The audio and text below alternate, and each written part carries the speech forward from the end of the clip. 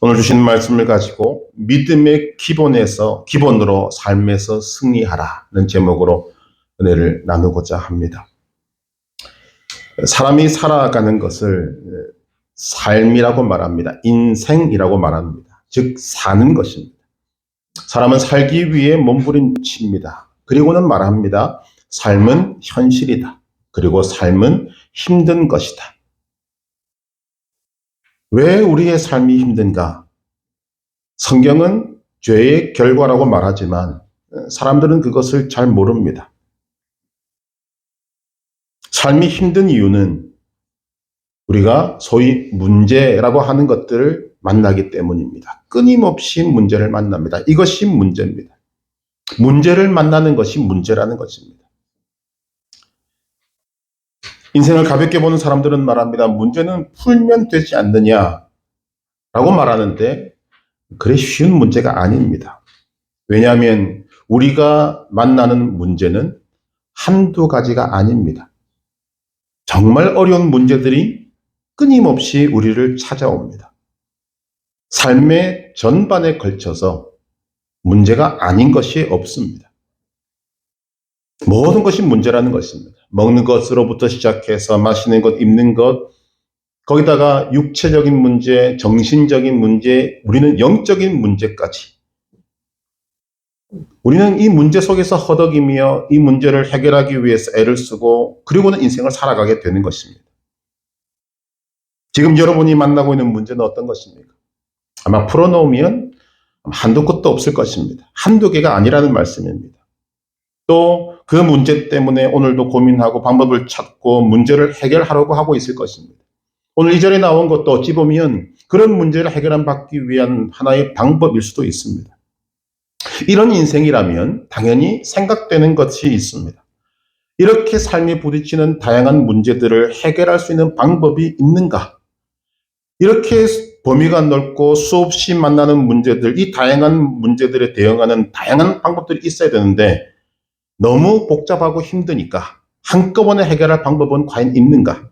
소위 인생의 마스터키가 있는가를 묻는 것입니다. 여기에 대해서 성경은 놀라운 답을 주십니다. 있다고 말씀하십니다. 인생의 마스터키가 있습니다. 그러나 오늘 이것은 믿는 자들에게 주신 하나님의 비밀한 방법입니다. 소위 세상 사람들은 모른다는 거죠. 오늘 말씀 19절에 뭐라고 이야기합니까? 내가 천국 열쇠를 네게 주리니 네가 땅에서 무엇이든지 매면 하늘에서도 매일 것이요 네가 땅에서 무엇이든지 풀면 하늘에서도 풀리리라. 하나님은 하나님의 자녀들에게 천국 열쇠를 주십니다. 이 천국 열쇠가 인생의 마스터 키라는 것입니다. 무엇이든지 맬 수 있고 무엇이든지 풀 수 있는 그런 마스터 키가 우리에게 주어지고 있습니다. 그럼 과연 이 천국 열쇠는 무엇인가? 이 천국 열쇠를 우리가 어떻게 쓸 수 있는가? 다시 한번 말씀드립니다만 이 열쇠는 믿는 자들에게 주신 하나님의 비밀한 것입니다. 결국 이것은 우리에게 은혜로 주어진 것이고 복이라는 사실을 우리는 분명히 알아야 합니다. 그런데 말씀을 들어보면 어찌 보면 받아들이기 어려울 수도 있습니다. 왜냐하면 우리가 원하는 답이 아닐 수도 있기 때문입니다. 이 천국 열쇠가 무엇인가? 첫째는 예배라고 말합니다. 우리 인생에 나타나는 모든 문제들은 우리는 예배로부터 풀어야 한다는 것입니다. 왜 예배로부터 풀어야 하는가? 이유는 우리 인생의 기본이 예배이기 때문입니다. 우리는 이 원리를 붙잡아야 하는 것입니다. 기본적으로 하나님과 내가 만나는 예배의 감격과 은혜가 없이는 다른 문제들도 해결할 수 없기 때문입니다. 성경의 세 번째 책이 레위기입니다. 하나님께서 이스라엘에게 주신 모든 삶에서 지켜야 하는 율법을 기록한 책입니다. 그런데 이 레위기의 처음은 예배로부터 시작됩니다. 번제, 소제, 화목제, 속죄제, 속건제 5가지 제사 예배를 가장 먼저 앞에 들이밀고 있습니다. 이것은 예배가 기본임을 나타내는 것입니다. 우리의 심령 속에 이것이 좀 깊이 박히면 좋겠습니다. 예배가 기본입니다. 그런데 이 예배도 기본 중에 기본이 있다는 것입니다. 그 기본이 무엇인가? 예배의 기본은 주 예수 그리스도를 믿어야 합니다.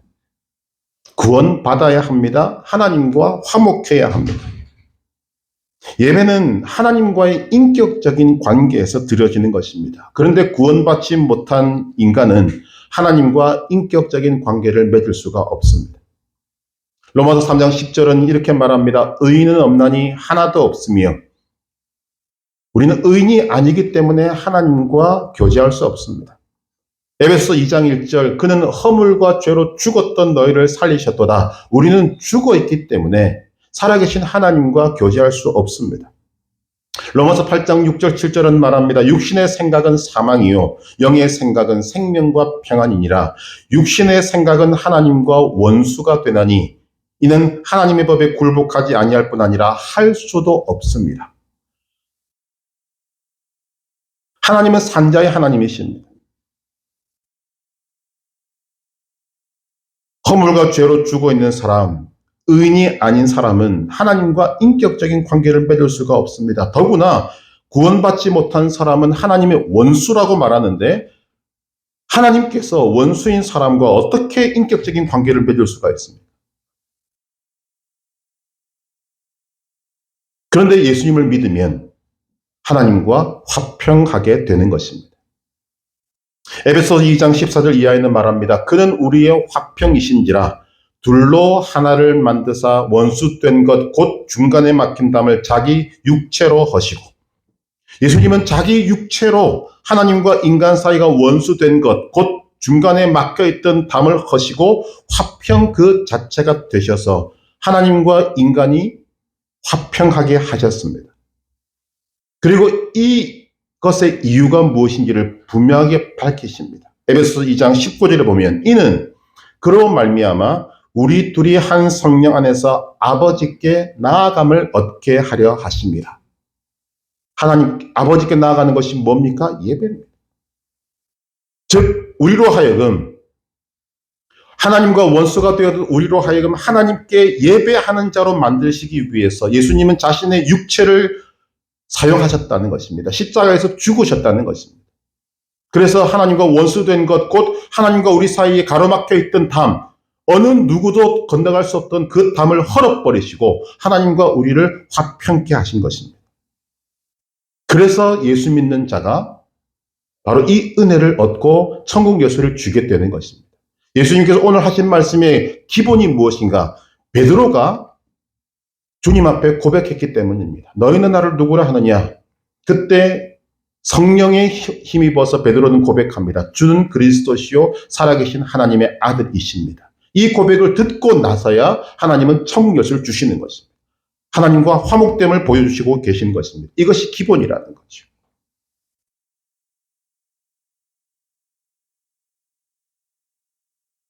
두 번째 예배 기본이 있습니다. 있는 그대로의 모습을 가지고 주님 앞에 나와야 합니다. 우리가 알고 있습니다만 세상 모든 일에는 기본이 있습니다. 모든 운동에는 기본 자세라는 것이 있고 모든 악기에도 기본 자세가 있습니다. 기본 자세를 배우지 않으면 어떤 것도 제대로 배울 수가 없습니다. 그런데 기본 자세를 배우고 운동을 익히고 기본 자세를 배우고 악기를 다룬다고 하지만 어떤 때는 슬럼프가 찾아옵니다. 아니 인간이기 때문에 반드시 찾아오는 것이 슬럼프입니다. 자, 슬럼프에 빠지게 될 때 가장 먼저 하는 일이 무엇이냐 묻는다면 기본 자세로 돌아가는 거죠. 슬럼프를 탈출하는 것은 기본 자세로 돌아가서 기본으로부터 다시 출발하는 것입니다. 그래서 세계적인 선수들에게도 코치가 있습니다. 왜? 본인은 자세가 조금 틀어졌는지 모릅니다. 근데 코치는 먼 발치에서 그 선수들을 다 보고 있습니다. 악기 연주하는 사람들 다 보고 있습니다. 그래서 틀린 부분들을 고쳐주는데 어디서부터 고칩니까? 전부 다 기본으로 돌아갑니다. 잘못된 방향으로 가고 있을 때 어디부터 시작해야 됩니까? 길을 잃어버린 바로 그곳에서부터 다시 출발해야 합니다. 하나님이 이스라엘을 우리에게 그런 보기로 쓰시는 것입니다. 이스라엘을 보면 하나님의 그 크고 놀라운 은혜를 입었으면서도 끊임없이 심판당하고 끊임없이 하나님의 징계를 받고 끊임없이 멸망당합니다. 왜 그렇습니까? 하나님이 밝히시는 이유는 딱 하나입니다. 그들이 바른 예배를 드리지 않았기 때문입니다. 그들이 왜 바른 예배를 드리지 않았는가? 하나님 앞에 형식적인 예배를 드리고 있는데 있는 모습 그대로 나오지 않았다는 거죠. 하나님 앞에 나올 때 우리는 발가벗은 모습으로 나와야 합니다. 가면을 벗고 나와야 합니다. 정직한 모습으로 하나님 앞에 서야 합니다. 가면 쓴 자, 포장된 자, 외식된 자로는 결코 바른 예배를 드릴 수가 없습니다. 예수님은 사역하실 때 창기, 세리, 그리고 당시 죄인이라고 불렸던 사람들을 끊임없이 만나 주셨습니다. 그러나 당시에 이름 있는 사람들을 바리새인, 서기관, 사두개인은 만나지 않으셨습니다. 그 이유가 뭔지 아십니까? 창기, 세리는 있는 모습 그대로 예수님께 나왔습니다. 그러나 바리새인, 서기관, 사두개인은 항상 가면을 쓰고 나왔습니다. 그것이 외식이라는 거죠. 심지어 이들을 바라보면서 예수님이 뭐라고 말씀하십니까? 너희는 회칠한 무덤이다. 우리는 죄인들입니다. 영적인 병자들입니다. 그런데 그 모습 그대로 주님 앞에 나오면 주님은 우리를 반가이 맞아주시고 치료해 주십니다. 그러나 병이 들었는데도 스스로 건강한 자라고 말한다면 그것은 거짓입니다. 가짜입니다.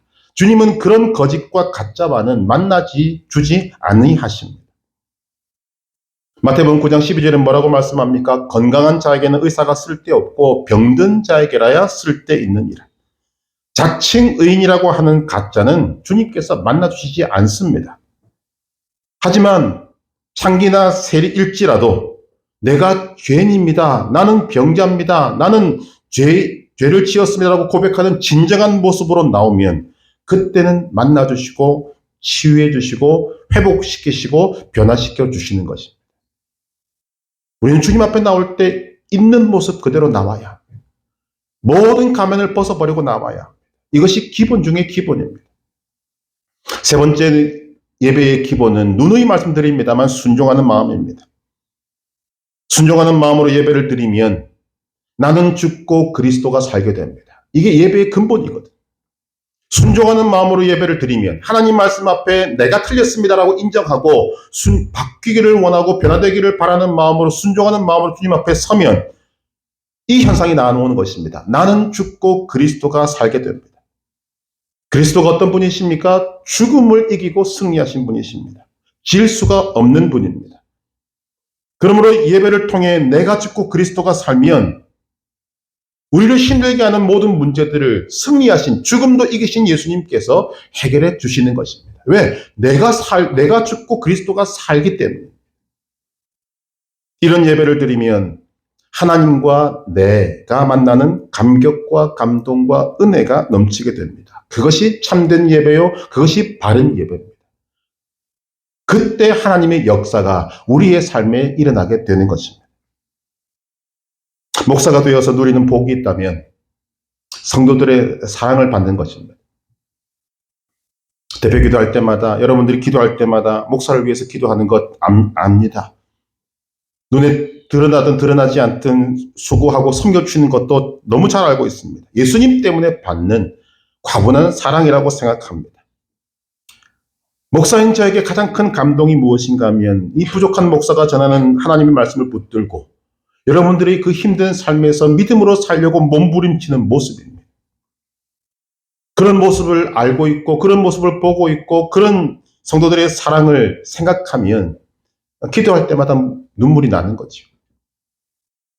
사랑을 받는다는 것은 인격적인 관계가 있다는 말입니다. 그런데 목사를 사랑해 주시는 것은 참 좋은데 성도인 여러분들의 사랑의 첫 번째 대상은 목사가 아닙니다. 하나님이셔야 합니다. 마태복음 22장 37절 이하에서 예수님은 이렇게 말씀하십니다. 내 마음을 다하고 목숨을 다하고 뜻을 다하여 주 너의 하나님을 사랑하라 하셨으니 이것이 크고 첫째 되는 계명이요. 마음과 뜻과 정성을 다하여 하나님을 사랑하는 마음으로 드리는 것이 예배입니다. 그 사랑이 표현되는 것이 예배입니다. 이런 예배를 드릴 때 하나님과 내가 만나게 되고 그 안에 감동과 감격과 은혜가 넘치게 되는 것입니다. 이런 예배를 하나님은 기쁘게 받으십니다. 하나님을 기쁘시게 하면 하나님의 역사가 일어나게 되는 것입니다. 모든 문제 해결이 여기에 있습니다. 우리가 정말 다양한 문제들이 있고 복잡한 문제들이 있지만 그 방법을 몰라 헤매고 있지만 하나님은 우리에게 말씀하십니다. 즉 예배가 해답입니다. 즉 하나님이 해답이십니다. 그것이 천국 열쇠입니다. 그래서 우리 삶의 모든 문제는 예배로부터 풀어나가야 한다는 것입니다. 예배가 생명입니다. 예배가 기본 중에 기본입니다. 천국 열쇠를 우리가 어떻게 사용해야 되는가? 두 번째는 문제는 그 자리에서 해결해야만 합니다. 아모스서 9장 1절 이하를 보면 이렇게 말씀이 기록됩니다. 내가 보니 주께서 제단 곁에 서서 이르시되 기둥머리를 쳐서 문지방이 움직이게 하며 그것으로 부서져서 무리의 머리에 떨어지게 하라. 내가 그 남은 자를 칼로 죽이리니 그 중에서 한 사람도 도망하지 못하며 그 중에서 한 사람도 피하지 못하리니 그들이 파고 스올로 들어갈지라도 내 손이 거기에서 붙잡아낼 것이요 하늘로 올라갈지라도 내가 거기서에서 붙잡아내릴 것이며 갈멜산 꼭대기에 숨을지라도 내가 거기에서 찾아낼 것이요 내 눈을 피하여 바다 밑에 숨을지라도 내가 거기에서 뱀을 명령하여 물게 할 것이요. 무슨 내용인가 하면 이스라엘을 향한 하나님의 심판이 아모스 선지자 입을 통해서 선포되는 것입니다. 하나님의 심판이 선포되자 이스라엘 백성들의 반응이 무엇인가 하면 도망치는 것입니다. 그런데 하나님께서는 뭐라고 말씀하시는가? 심판을 피하여 도망하고자 하는 이스라엘을 향하여서 너희는 결코 도망칠 수 없다. 그 중에서 한 사람도 도망하지 못하며 그 중에서 피하지 못하리니 라고 말씀하십니다. 마찬가지로 내게 주어진 문제도 피하지 못합니다. 우리는 이 사실을 분명히 알아야 합니다. 피하지 못한다는 말은 문제에서 도망치지 말라는 말씀입니다. 문제가 있을 때 도망쳐서는 안 됩니다. 그런데 많은 사람들은 문제를 만나면 도망가려고 합니다. 문제를 회피하면 그 순간을 피하면 문제가 해결되리라고 생각하고 회피하고 본다는 것입니다. 그러나 우리가 인생에서 부닥치는 문제는 회피한다고 도망간다고 해결되는 문제가 아닙니다. 우리 흔히 말하지 않습니까? 쓰레기차 피하다가 똥차 만난다. 문제를 회피한다고 해서 문제가 해결되는 것이 아닙니다.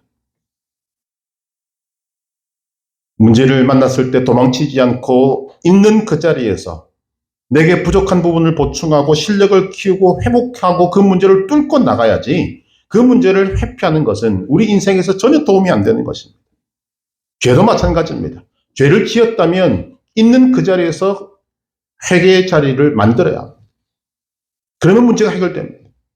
있는 그 자리에서 문제가 발생했다면 회피하지 말고 그 자리에서 문제를 해결할 힘과 실력을 믿음 안에서 길러내야 합니다. 열왕기하 6장에 보면 엘리사 선지자의 제자들이 나무를 베다가 빌려온 쇠도끼를 물에 빠뜨리는 일이 일어나게 됩니다. 그때 엘리사가 어떻게 쇠도끼를 건집니까? 쇠도끼가 떨어진 자리를 묻습니다. 바로 떨어진 그 자리에서 나뭇가지로 쇠도끼를 떠오르게 해서 건져냅니다.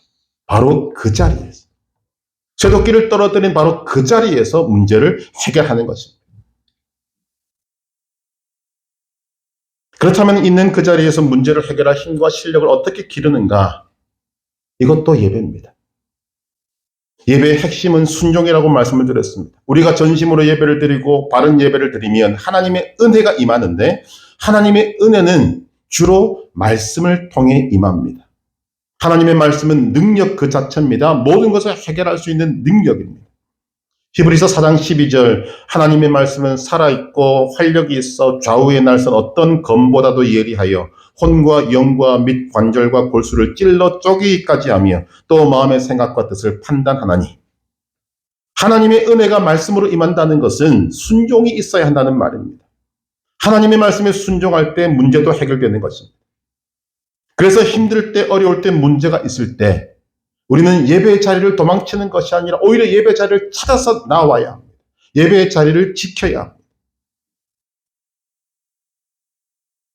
모든 것에 열쇠가 있는 예배를 드리지 않고 사방팔방 뛰어다녀봤자 우리 문제 해결되지 않습니다.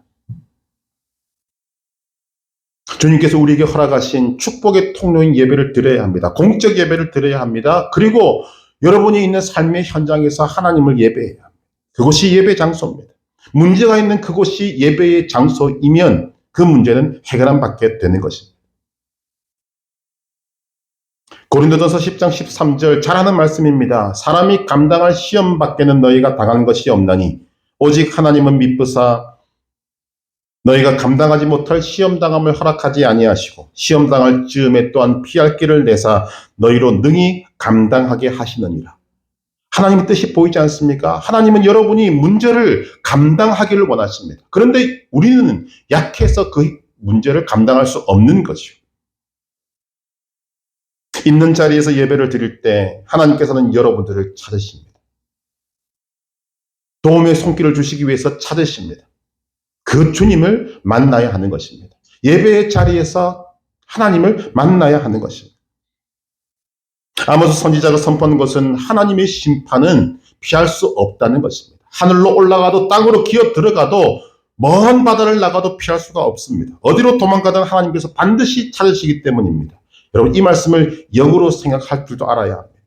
하나님의 심판을 피할 수 없다는 것은 하나님의 은혜 또한 피할 수 없다는 것을 말합니다.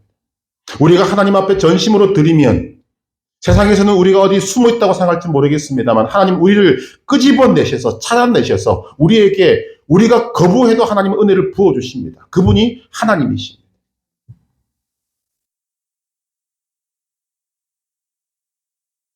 제 주변에 어렵고 힘든 사람이 있을 때 제가 그분에게 주었던 하나님의 말씀이 있습니다. 그리고 제가 힘들고 어려울 때 저를 깨우친 말씀이 동일한 말씀이었습니다. 그 말씀이 무엇인가 하면 시편 139편 7절 이하입니다. 내가 주의 영을 떠나 어디로 피가며 주의 앞에서 어디로 피하리까. 내가 하늘에 올라갈지라도 거기 계시며 수월에 내 자리를 펼지라도 거기 계시나이다. 내가 새벽 날개를 치며 바다 끝에 가서 거주할지라도 거기서도 주의 손이 나를 인도하시며 주의 오른손이 나를 붙드시리이다. 여러분 하나님의 은혜는 막을 자가 없습니다. 우리가 어디 있더라도 주의 손이 여러분들을 인도하시며 주의 오른손이 여러분들을 붙드신다는 것을 믿으시기 바랍니다. 그것이 믿는 자의 복입니다. 믿는 자의 특권입니다. 이런 놀라운 하나님의 은혜가 결코 여러분들의 문제에 침몰당하지 않는다는 것을 여러분이 믿으셔야 합니다. 그리고 하나님이 내미신 오른손을 붙드시면 여러분은 일어설 수 있습니다. 걸어다닐 수 있고 뛰어다닐 수 있고 이제는 날아다닐 수 있습니다. 그것이 그리스도인의 모습입니다.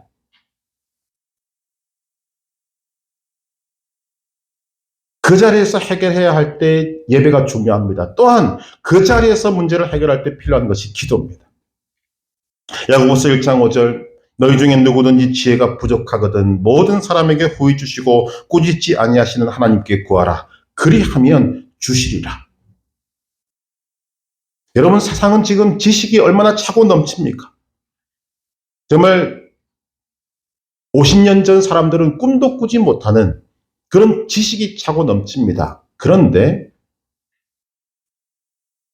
이 세상의 문제는 해결되지 않습니다. 지식은 차고 넘치는데 문제는 해결되지 않는다. 이상하지 않습니까?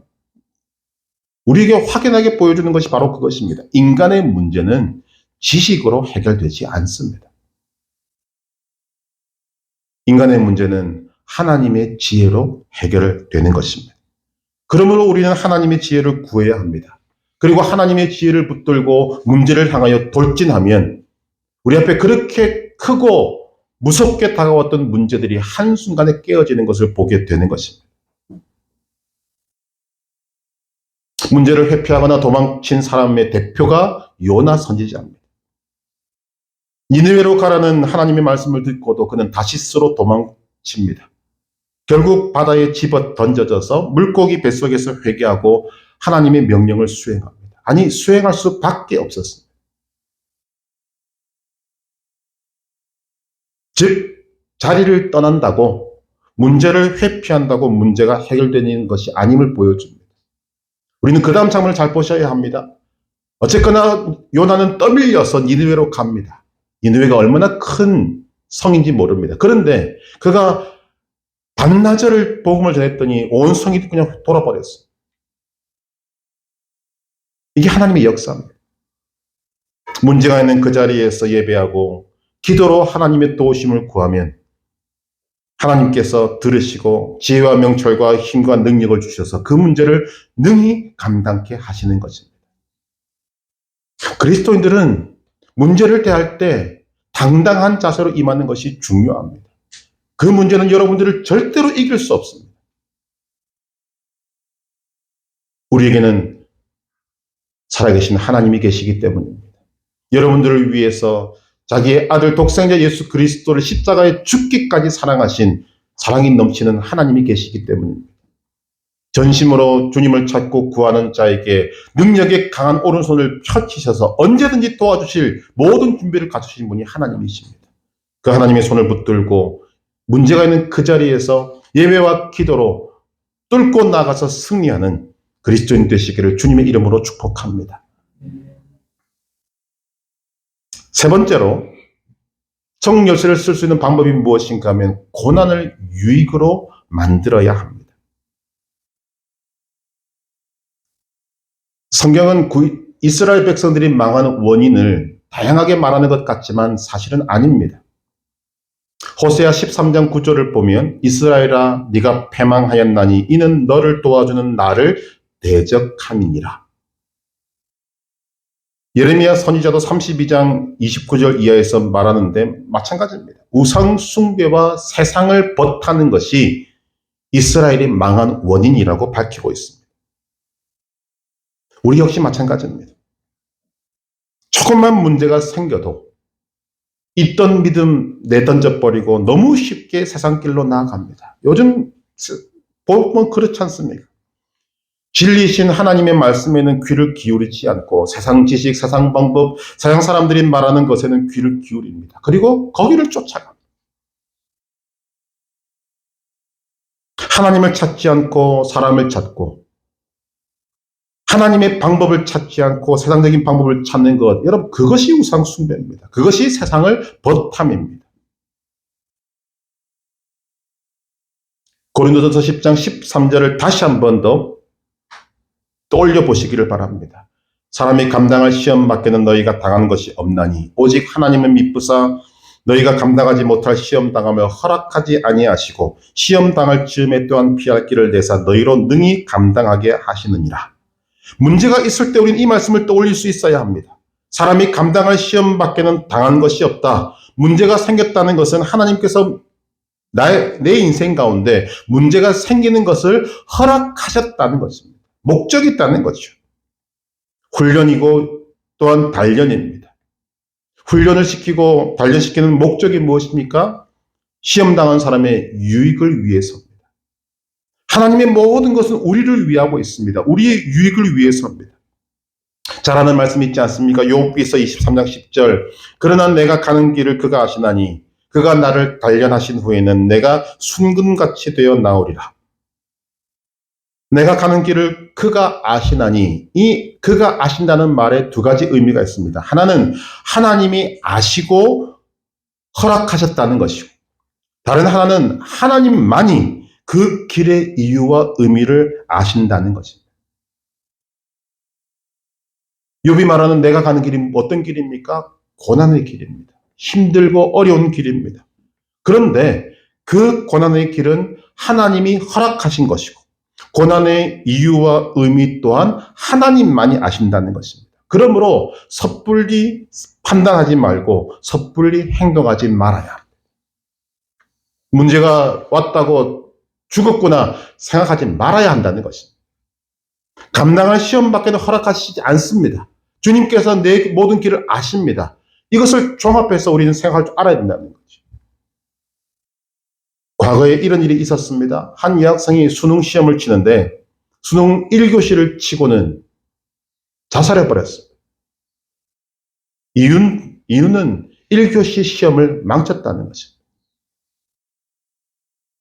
여러분 1교시 시험 망친 것이 자살할 이유가 됩니까?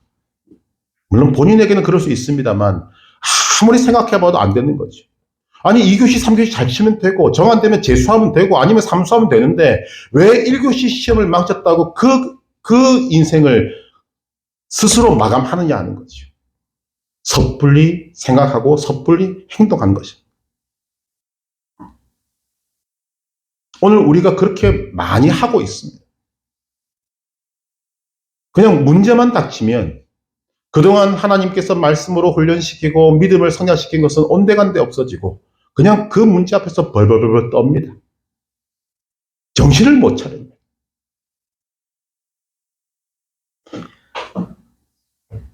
여러분 훈련이라는 것은 힘들 수밖에 없는 것입니다. 그런데 하나님은 우리에게 그 힘듦이 목적이 있다고 말씀하십니다. 우리를 유익하게 하는 것이라고 말씀하십니다. 그 유익을 우리는 거두어야 하는데 섣불리 생각하고 섣불리 판단하고 섣불리 행동하면 하나님의 모든 계획이 사라지게 되는 것입니다. 또 이스라엘이 망한 이유는 우상 숭배와 세상을 벗하는 것이라고 했지만 또 하나가 있습니다. 그것은 바로 불평과 원망입니다. 이스라엘은 끊임없이 불평하고 끊임없이 원망합니다. 자, 불평과 원망이 어느 때 나옵니까? 힘들 때, 어려울 때, 고난당할 때입니다. 이스라엘은 힘들다고 불평하고 원망하다가 기회가 주어지면 그 기회를 붙잡고 하나님을 저버리고 우상 숭배의 길로 갑니다. 세상을 벗하는 길로 갑니다. 그래서 망한 것입니다. 그런데 그 이스라엘과 동일한 환경에서 소위 말하는 똑같은 환경에서 똑같은 것을 먹고 똑같은 것을 마셨던 모세는 뭐라고 말하는가? 신명기 33장 29절에 이스라엘이여 너는 행복한 사람이로다. 여호와의 구원을 너같이 얻은 백성이 누구냐? 다르지 않습니까? 똑같은 환경에 있는데 어떤 사람은 고난 때문에 망합니다. 똑같은 환경에 있는데 어떤 사람은 고난을 통해 유익을 얻습니다. 어떤 길을 가야 하는가? 분명히 우리 길에 보이지 않습니다. 하나님께서 누누이 말씀하십니다. 하나님께서 고난을 허락하시는 데에는 반드시 뜻이 있습니다. 그 뜻을 이루려면 고난을 감당해야 합니다. 고난을 참아내야 합니다. 인내해야 합니다. 그 자리에 머물러서 고난을 감당할 때 고난을 통해 단련되고 고난의 유익을 얻게 되는 것입니다. 우리는 고난만 보지만 하나님은 그 고난의 이유와 목적과 의미를 아시는 분이십니다. 그리고는 우리에게 고난을 허락하시는 것입니다. 요셉을 보십시다. 형들에게 미움받고 애굽의 종으로 팔려가는 그 순간부터 17년 동안 살아왔던 삶과는 180도 바뀐 엄청난 고난의 삶이 시작됩니다. 종으로 살면서도 그는 착하고 진실되게 살았지만 여주인의 요구를 들어주지 않았다는 이유로 감옥까지 내려갑니다. 갈 때까지 간 것입니다. 이보다 억울한 일이 어디 있고 이보다 힘든 일이 어디 있겠습니까? 그런데 요셉은 입을 닫습니다. 불평, 원망하지 않습니다. 남 탓, 환경 탓하지 않습니다. 그리고 하나님의 말씀을 지켰습니다. 요셉이 30세 될 때까지 요셉이 당한 이 13년의 고난의 이유와 의미를 아는 사람은 아무도 없었습니다. 오직 하나님만 아셨습니다. 결국 13년의 고난의 세월 뒤에 하나님은 요셉을 저 밑바닥에서 가장 높은 자리로 옮기셔서 수많은 사람들의 생명을 구하는 역사의 주인공이 되게 하셨습니다. 요셉은 불평불만하지 않고 고난을 참고 인내하며 고난의 유익을 거둔 것입니다. 예수님께서도 고난 중에 침묵하셨습니다. 그리고 십자가를 지셔서 하나님의 뜻을 이루셨습니다. 고난의 유익을 얻으셨고 고난의 유익을 우리에게 구원이라는 엄청난 선물로 우리에게 주신 것입니다. 오늘도 우리에게 다가오는 문제들은 우리에게 자꾸만 불평할 것을 요구합니다. 원망할 것을 요구합니다. 남 탓, 환경 탓, 사회 탓, 나라 탓, 국가 탓 하라고 우리에게 요구합니다. 그러나 하나님의 사람은 고난 당할 때 입을 닫는 것입니다. 입술에 파수꾼을 세우는 것입니다. 어떤 경우에도 불평, 불만, 원망 나오지 않도록 우리 입을 굳게 잠그는 것입니다. 정 답답해서 도저히 안 되겠다 그러면 그 입을 열 때 오직 하나님 앞에서만 여는 것입니다. 그리고 하나님의 때를 기다리면 하나님께서 우리에게 승리를 주신다고 약속하십니다. 사람들이 불평, 원망하는 이유가 무엇입니까? 세상이 불공평하다고 말하기 때문입니다. 불공평하기 때문에 불평, 불만, 원망을 안 할 수가 없다는 거죠. 내게 주어진 조건이, 형편이, 여건이 내게는 불공평하기 때문에 불평할 수밖에 없지 않는가라고 말합니다. 여러분 과연 그렇습니까? 뇌성마비 시인인 송명희 씨가 있습니다. 그가 시은 시 중에 나라는 것이 있습니다. 나 가진 재물 없으나, 나 남이 가진 지식 없으나, 나 남에게 있는 건강이 있지 않으나, 나 남이 없는 것 있으니, 나 남이 못 본 것을 보았고, 나 남이 듣지 못한 음성 들었고, 나 남이 받지 못한 사랑받았고, 나 남이 모르는 것 깨달았네. 공평하신 하나님이 나 남이 가진 것 나 없지만 공평하신 하나님이 나 남이 없는 것 같게 하셨네. 사람들은 아무것도 모르면서 하나님은 불공평한 분이다라고 말합니다. 아닙니다. 뇌성마비 사람인 송명희 시인이 하나님은 공평하시다고 말하면 하나님은 공평하신 분입니다. 많지 않은 사람이 운전한 차에 차를 들이박아서 20대 나이에 전신 화상을 입은 이지선 자매는 어떻습니까? 20대 그 꽃다운 나이에 화상의 고통과 인생의 좌절감을 누가 이해할 수 있겠습니까? 자신도 고백합니다. 몇 번이나 죽으려고 시도했답니다. 그러나 하나님의 은혜로 지금도 잘 살아있습니다. 지금은 한동대 교수가 되어서 후학들을 가르치고 있습니다. 송명희 시인, 이지선 자매, 그리고 수없이 많은 하나님의 사람들이 고난을 유익으로 만들어내고 있습니다. 동일한 그리스도인인 저와 여러분들도 우리에게 다가오는 고난을 유익으로 만들어야 합니다. 우리가 어려운 상황을 이기고 회복하고 승리하려면 고난의 유익을 생각할 줄 알아야 됩니다. 이해가 안 되면 하나님을 그냥 믿으시면 됩니다. 하나님은 이유 없는 고난 허락하지 않으신다고 하셨어. 의미 없는 고난 허락하시지 않는다고 하셨어. 나는 그런 하나님을 믿는 사람. 분명히 하나님은 내가 이 고난을 잘 견디고 하나님의 도우심을 얻어서 지혜를 얻어서 힘과 능력을 얻어서 이 고난의 때를 지나가면 고난의 유익을 얻게 하실 것이에요. 이렇게 믿는 믿음의 사람에게 하나님은 응답으로 주시는 것입니다. 여러분 눈을 크게 뜨고 보십시오. 세상은 그렇습니다. 고난 때문에 망하는 사람이 있고 고난 때문에 유익을 얻는 사람이 있습니다. 우리는 어디에 서야 합니까? 고난을 통해 고난 때문에 유익을 얻는 자리에 서야 합니다. 그 길이 그리스도인의 길입니다. 오늘 우리 앞에는 많은 문제와 고난이 있습니다. 어떻게 해결해야 합니까? 여러분 지금까지 시도하셨던 모든 인간적인 방법 다 내려놓으시기 바랍니다.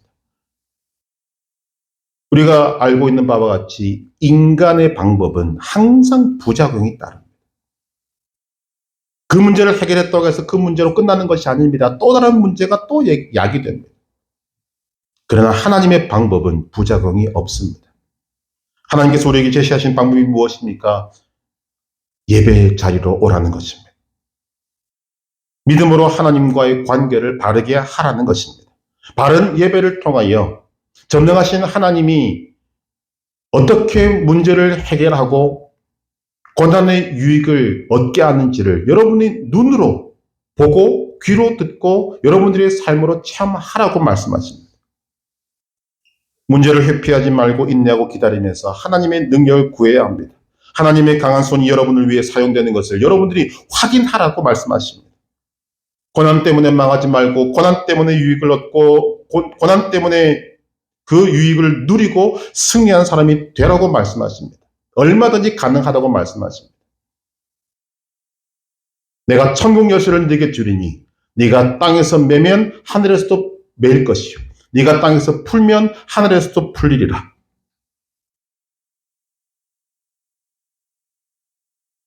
예배 자리로 나아가고 문제를 회피하지 말고 인내하며 기다리면서 하나님의 능력을 구하고 고난 때문에 망하는 것이 아니라 고난의 유익을 알고 그 길을 향해 달려갈 때 그 삶을 하나님이 기뻐하시는 것입니다.